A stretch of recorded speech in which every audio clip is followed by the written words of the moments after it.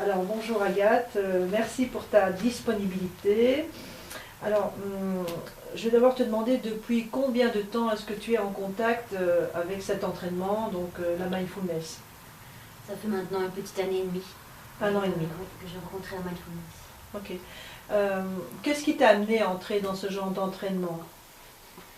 Le hasard, voilà, j'ai eu un événement douloureux dans ma vie et les gens autour de moi, voilà, vous connaissez, m'ont renseigné vos coordonnées et donc c'est vraiment par hasard que je suis arrivée chez vous Mhm.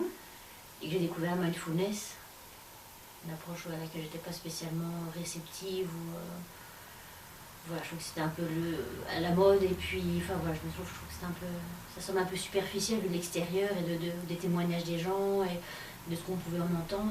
Mhm.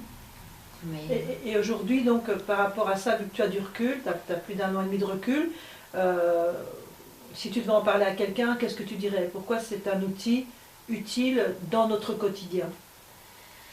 je suis quelqu'un qui est fort dans le mental et Mhm. effectivement ça m'a permis de pouvoir être moins là-dedans, de pouvoir être plus présente à ce que je fais, d'être moins dans des automatismes, moins dans une routine, dans des habitudes qui au jour d'aujourd'hui je me rends compte qui en fait m'ont fermé quoi.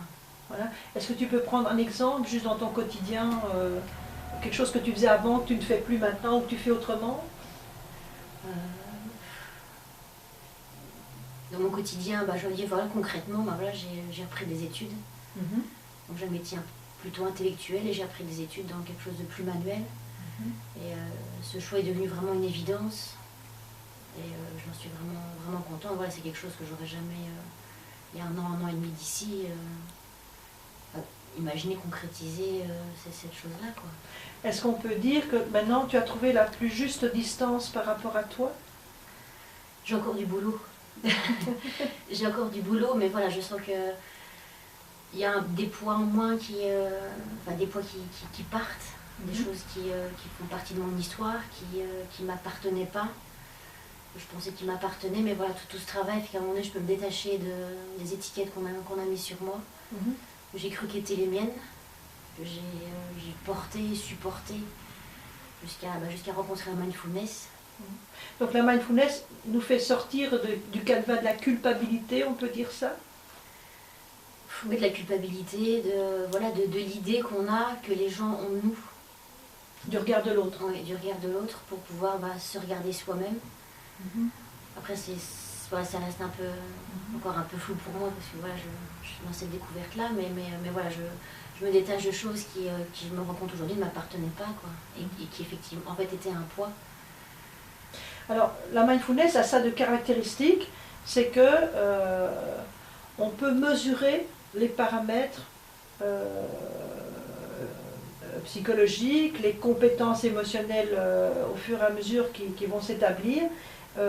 En quoi est-ce que pour toi c'est un plus d'avoir cette mesure régulière, 4 fois l'an, sur ton travail? Pourquoi pour toi c'est une valeur ajoutée dans cette pratique-ci par rapport à d'autres pratiques où on ne mesure pas forcément les choses?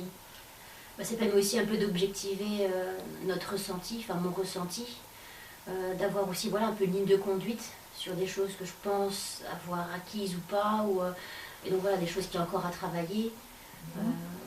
Et puis, enfin voilà, c'est vraiment pour avoir voilà, une ligne conductrice et des données un peu plus objectives par rapport à ce que moi je peux vivre. Parce que voilà, ça reste du subjectif et des fois, voilà, je peux être un peu à côté ou baisser les bras. Et voilà, c'est le fait le fait de pouvoir être mesuré, merci, Ouais.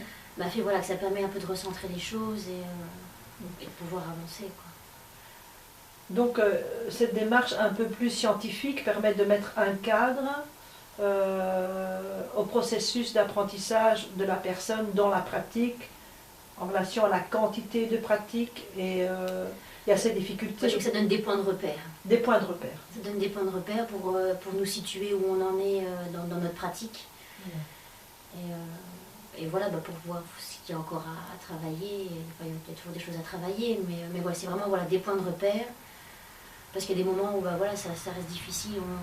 où je peux baisser les bras, où je me dis, bah voilà, j'ai l'impression de ne pas avancer, de stagner. Et donc voilà, ces points de repère permettent de me dire que voilà, qu'il faut continuer la pratique.